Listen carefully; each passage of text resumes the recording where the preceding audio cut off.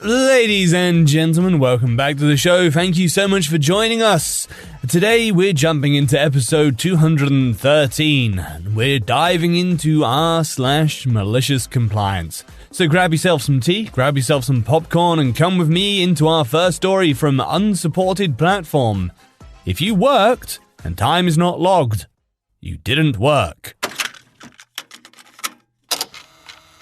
I was in my first full-time job for 5 years. I liked it. I worked overtime weekly and I had no problem with it. And it was fun. The company was producing bank back-end systems and my job was to test the quality and deploy to customer sites. Today, this job is normally a job for at least 2 people. We delivered to several banks. My job was in such a way that it could make me deliver to any bank I needed. I worked for 3 banks. 1 local and 2 in different countries, different time zones, plus 5 hours and minus 3 hours. If you were lucky, you delivered to 3 banks a day. And deliver to the bank means to wait until end of business hours of the bank. Set bank unavailable with proper customer notice wait for all customers to log out. Set to maintenance and deliver the update. Install, test and set everything as production labels and so on. If you worked on patches, it means you will deliver at 3 p.m, 8 p.m, and 11 p.m. in my case. In our team, we made a plan of doing it in work time and sometimes from our home office if the time of leaving the building might be too late for us. But we made a policy that if we work too late, we're entitled to enter office later the next day. Policies like, between your yesterday's shift and today's shift, you must be at least 12 hours, and as expected, our company has its business hours from 9 a.m. to 3 p.m.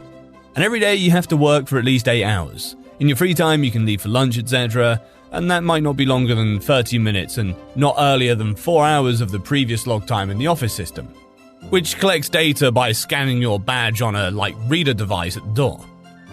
And if somebody opened the doors for you, your badge wasn't logged. By the way, our company doesn't pay overtime.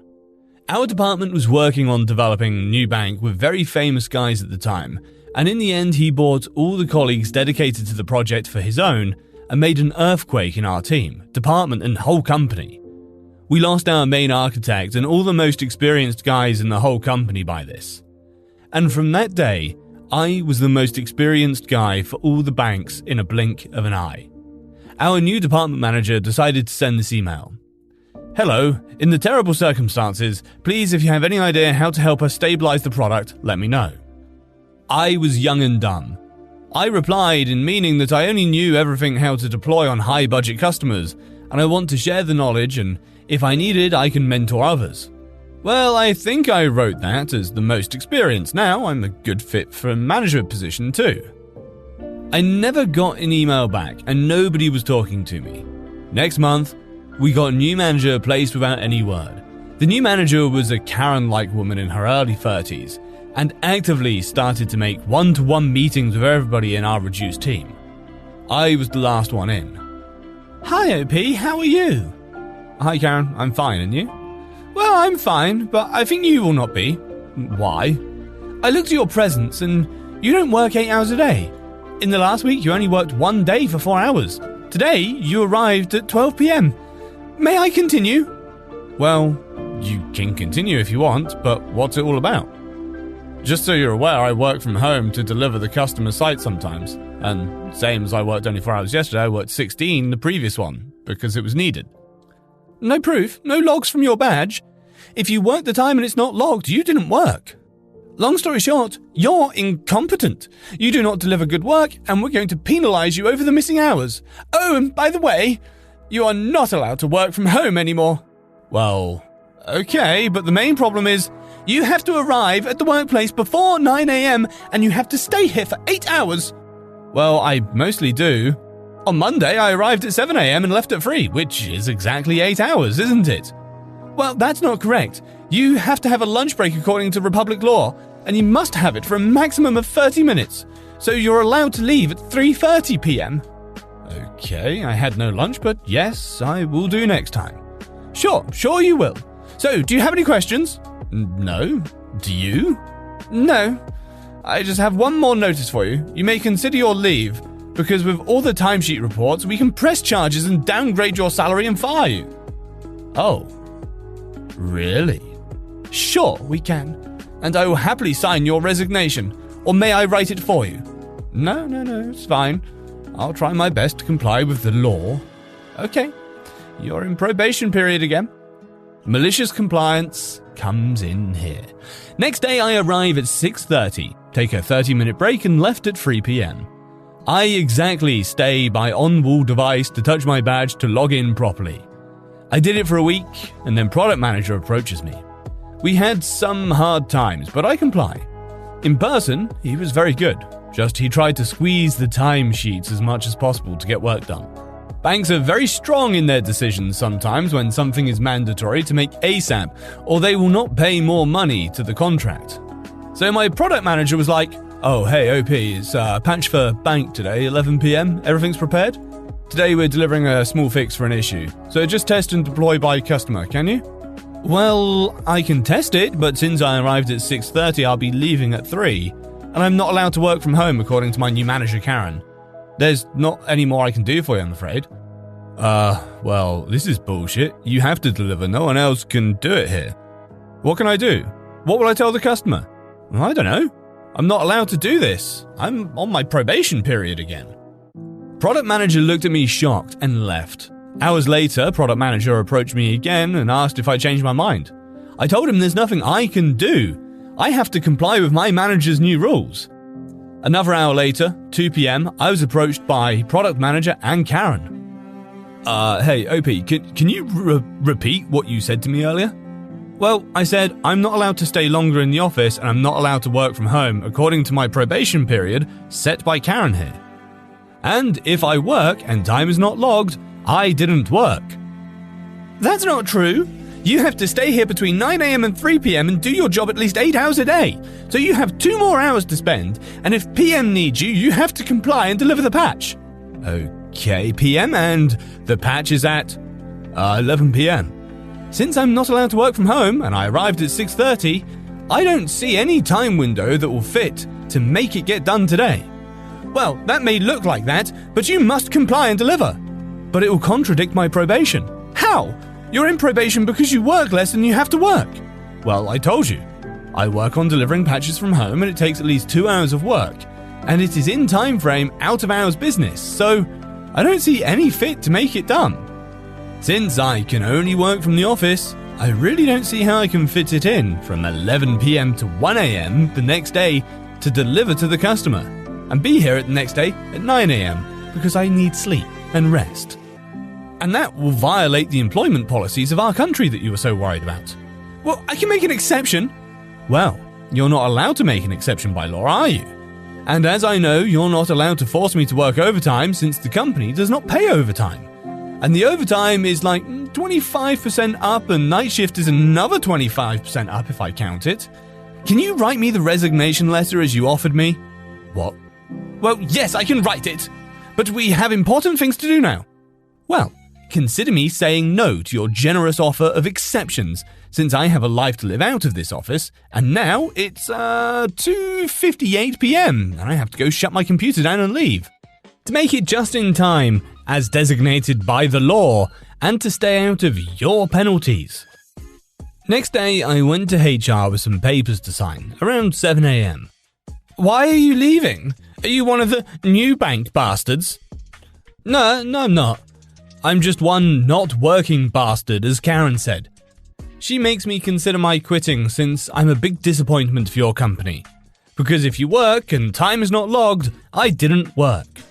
What, Karen? The one who's been here for like 1 month? Yeah, that one. Okay, so as I see in your record, you have a bunch of vacation, and with the 3 months quit period, it makes you go to work here for the next... I know. It's only today. Well, go to the IT guys and give back the computer you have. Sure. Right on my way. I come to my space and make quick deleting process to make sure my hard drive's empty for the new colleague and call IT to take my computer. They arrive in about 5 minutes. It's 9 a.m. Hey OP, this is the computer? Yeah. Then my product manager arrives. Are you able to... Me pointing to the resignation note from HR that I can only stay 1 more hour in the office. I'm just leaving as Karen asked me. Who's going to deliver? Not me. OP, can you share the access information with Kevin? Kevin's the new guy, not very clever. Well, I'm not allowed to do that. I can't share anything like that since it was my access. And it looks like it'll be used after my resignation. IT asks if I've got anything important on the computer that I need to save. I said no, I purged it before you arrived. Oh, okay, sure. I'll ask Karen about the delivery, no problem. Be fine, OP. Oh, I am fine. Have a nice life. Just when I went around Kevin, he looked at me with a smile. You're fired, you bastard. Next time, consider not trying to grow into a manager position if you're just a loser. When I left at around 9:30, Karen wasn't in the office yet. I just smiled back and left. A colleague of mine who was leaving the same week from the same position sent me a text the same day that said, Kevin is delivering the bank, nobody knows how. To my knowledge, Karen was loudly running around the office and arguing with everyone, trying her best to get things done. But after 8 hours without lunch, she left the office too, at 6 p.m. Which seems to me a little out of the policy because she arrived at 10 a.m, but who cares? Side note, I had a friend who worked there about the same time I did that fed me info after leaving. Since it happened years ago, I can say they survived. Product manager resigned as quick as I did and left the company because of troubles too. He became a nice manager in a different company. Karen was manager for 3 more months, and then she moved to a different city to her boyfriend who earns much more than she did. She became a professional mother. Kevin, who was taking my position, made the company pay some high fines, like $1,000 penalties, because his experience wasn't strong enough. He once dropped a whole bank's database of customers and transactions. There is backup anytime, but recovery makes it unavailable for hours to days.